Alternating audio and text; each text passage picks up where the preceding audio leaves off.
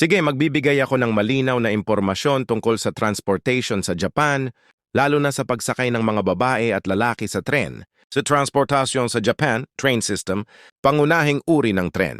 Shinkansen bullet train. Napakabilis na tren na nagdudugtong ng mga malalayong syudad. Subway at local na tren, ginagamit.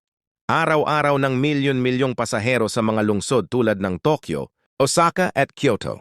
JR Lines, Japan Railways, pinakamalaking train network na sumasakop sa buong bansa. May pagkakaiba sa pagsakay ng babae at lalaki, women-only train cars, babae lang na bagon. Sa Japan, lalo na sa mga rush hour, may mga espesyal na bagon para sa kababaihan. Nilalagay ito upang maiwasan ang mga kaso ng chikan, sexual harassment, sa masisikip na tren. Karaniwang may pink na karatula sa platform at pintuan ng tren na nagsasabing, "Women only." Ginagamit ito tuwing rush hour, umaga at gabi. Lalaki at babae sa regular na bagon. Sa ibang bagon na hindi women only, sabay-sabay na sumasakay ang lalaki at babae.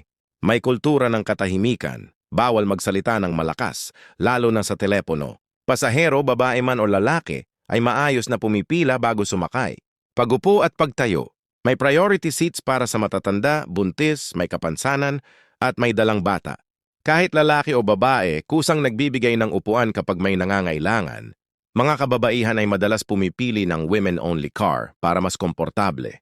Mahahalagang ugali sa tren, parehong babae at lalaki, pumila ng maayos bago sumakay, hindi kumakain o naglalakad ng malakas sa loob ng tren. Nagbibigay respeto sa kapwa pasahero. Halimbawa, bawal umupo ng nakabuka ang hita, lalo na sa mga lalaki, tinatawag itong manspreading. Tahimik at kadalasan ay nagbabasa, natutulog, o gumagamit ng cellphone nang hindi istorbo sa iba. Gusto mo ba na gumawa ako ng larawan o diagram na nagpapakita ng women only?